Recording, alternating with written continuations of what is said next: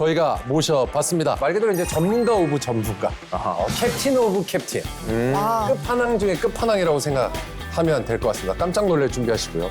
바로 권영세 통일부 장관입니다. 반갑습니다.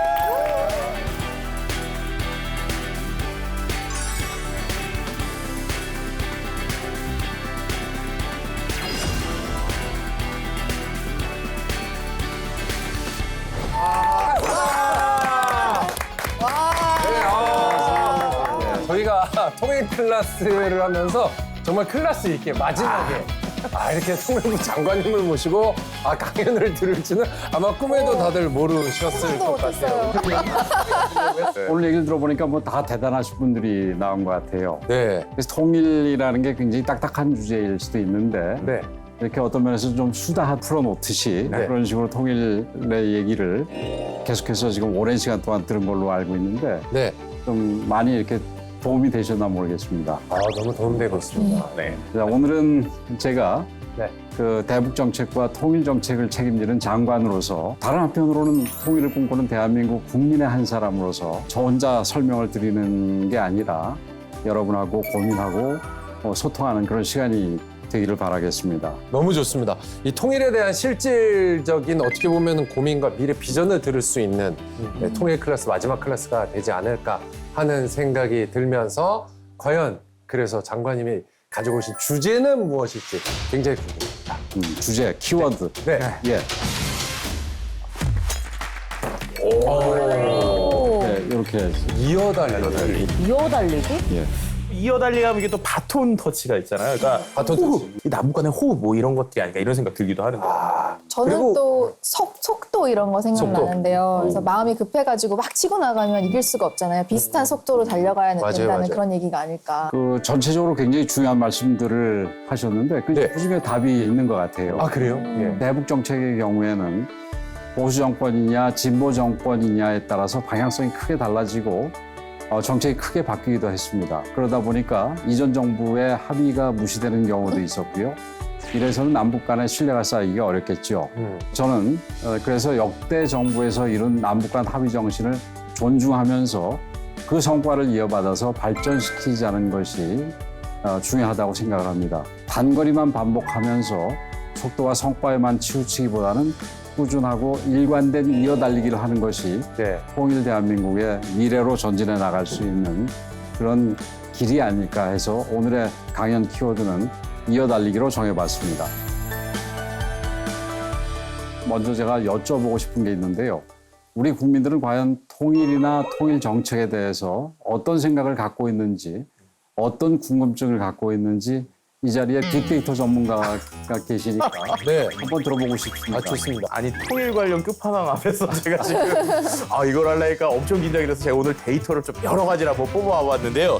통일 관련돼서 우리에게 어떠한 필요한 과제들이 있느냐라고 하는 과제를 물어봤는데 일단 제일 많이 나오는 게 북한의 핵 문제가 해결돼야 된다. 그 다음으로는 남북 간의 경제 교류 협력이 좀 필요하다. 이런 얘기. 또 군사적 신뢰 구축이나 문화 교류 또 인적 교류 이런 키워드들을 좀 볼 수 있었습니다.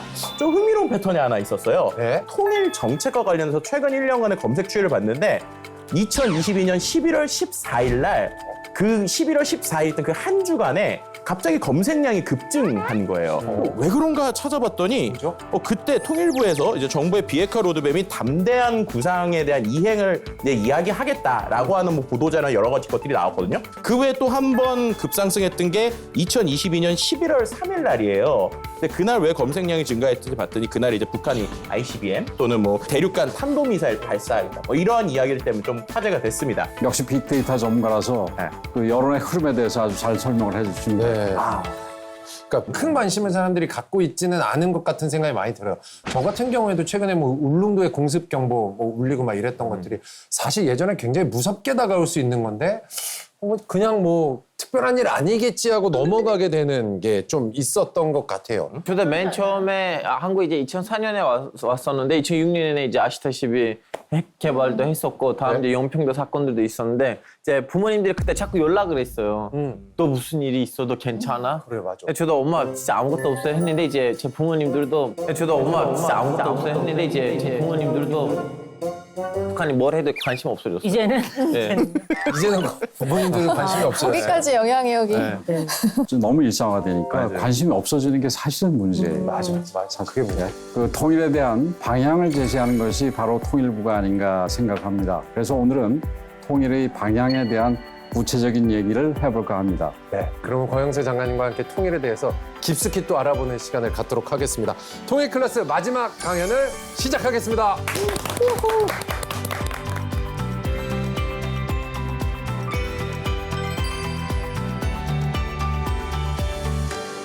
올해 들어서만 북한은 총 31회 총 66발의 탄도미사일을 발사했습니다.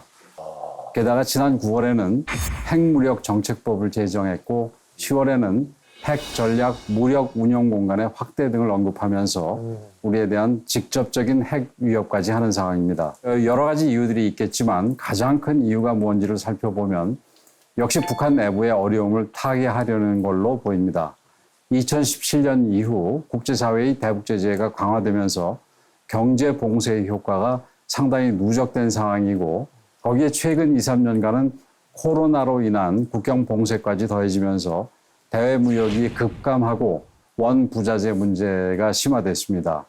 2019년 베트남 하노이 회담 이후에 미북 간 대화가 중단되어 있고 남북 대화도 북한 스스로가 거부하고 있는 상황인데 앞으로 대화를 재개하게 될 때 자신들이 우위를 점하기 위해서 군사력을 과시하려는 의도가 있는 것으로도 보입니다. 국민들 입장에서는 사실 핵이라는 단어가 정말 가장 무서운 것 같아요. 그래서 뭐 핵만 없었어도 좀 덜 불안할 것 같은데 이 북한의 비핵화는 왜 이렇게 어려운 걸까요? 북한은 핵을 그 생존의 문제로 인식하는 것 같습니다. 아, 생존. 그래서 강대국들에게서 필요한 양보를 얻을 수 있는 유일한 방법이 바로 핵무기를 가지는 거라고 생각하는 거지요. 그러다 보니까 북한이 핵을 포기하도록 만드는 일은 정말 어렵지요. 그런데 여기서 우리가 절대로 잊지 말아야 할 게 있습니다. 북한 비핵화가 정말 중요한 숙제이기는 하지만 사실은 이것보다도 훨씬 더 중요한 본질적인 게 있다는 사실입니다. 비핵화보다 더 중요한 과제, 더 본질적인 과제, 그게 무엇일까요? 비핵화보다 더 중요한 게 있어. 그러니까 뭐 그거보다 평화. 평화? 평화? 평화. 평화? 평화? 네, 멋진 말을 하고 싶었어요. 아, 그냥 갑자기?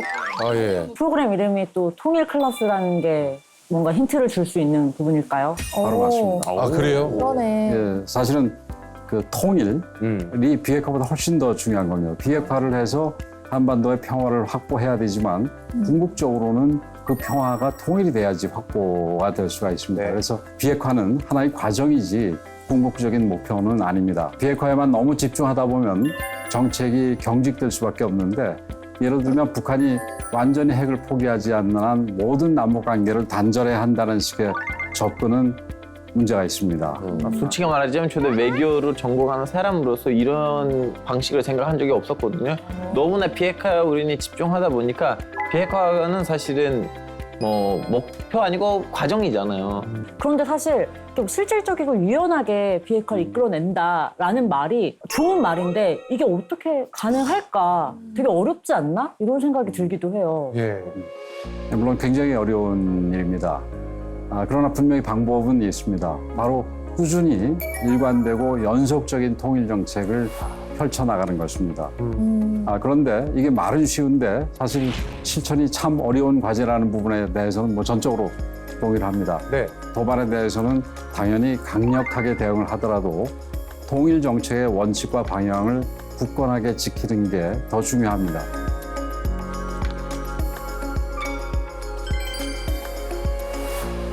사실 우리에게는 오랜 시간 동안 다듬고 쌓아온 매우 확실하고 체계적인 통일 정책이 있습니다.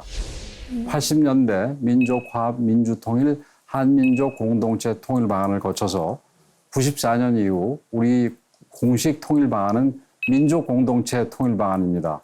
아마 다들 한 번쯤은 교과서에서 들어보셨으리라고 생각을 합니다. 미국에서 공부하신 우리 서동주 저는 교과서에서는 보지 못했고 예, 그렇지만 예. 알고는 있습니다. 예. 네. 통일 클래스 들은 덕에 조금 다시 기억이 되살아나지 않았나요? 예. 자주 평화 민족 대단결 뭐 이런 거 배웠었는데. 아무래도 이게 그 이름은 기억나는데 실제 그 내용이 뭐였는지까지는 솔직히 많은 사람들이 잘 기억은 잘 못하는 것 같아요. 아, 다행이다. 저만 모르는 줄 알았어요. 안보나 통일 이런 부분들이 아주 기본적인 거니까 공기처럼 우리가 평소에 느끼지를 못해서 오히려 그런 부분에 대해서 이렇게 깊이 기억하거나 있지 않을 수도 있었다고 생각을 합니다. 듣기엔 좀 약간 너무 멋있는데 내용은 저도 이해하지 못했는데 이번 계기로 이제 장관님한테 부탁드리죠, 저도. 되게 뻔뻔하게 장관님께 부탁드리죠. 한번 자연스럽게. 기회에 한번. 네, 저는 뻔뻔한 거 가성 콘서트입니다. 아 그래요? 이 간단하게 정리하면은 화해와 협력을 통해서 남북 연합을 하고 궁극적으로는 통일 헌법에 따라서 남북이 자유 총선거를 실시해서 민족과 국가의 통일을 동시에 달성한다는 것입니다. 지금 정부는 이렇게 오랫동안 지켜온 통일 정책을 계승하면서 시대에 맞게 정책들을 유연하게 변화시켜서 북한을 대화와 협상의 장으로 이끌어내려 하고 있습니다. 그게 바로 윤석열 정부의 담대한 구상입니다. 근데 뭔가 좀 포괄적이고 추상적이어서 그런지 어려워요. 뭔가 담대한 구상. 두 부분이 다 어렵거든요. 담대한 구상이라 그러면 좀 뭐 풀이하자면 뭔가 배짱 있는 강한 뭐 이런 생각들 뭐 이렇게 드는데 좀 언어 풀이에서도 조금 어렵긴 합니다. 맞아요. 그 어떤 분들은 뭐 북한이 핵을 포기하면 담대하게 보상하는 것이 담대한 구상이라고 그렇게 오해를 하시는데 오해입니다, 오해. 오해예요? 예, 그렇지 않습니다. 물론 비핵화에 대한 보상도 담대하게 하겠지만 그보다 먼저 북한이 대화에 나올 수 있도록 담대한 외교 안보 전략을 펼치겠다는 것입니다. 예전에도 북한에 대해서 경제 분야의 지원을 얘기했지만 북한이 비핵화를 해야 된다는 전제 조건이 걸려 있었습니다. 네. 지금은 북한이 비핵화에 대한 확고한 의지만 보인다면 초기 협상 과정에서부터 담대한 지원을 펼칠 계획입니다.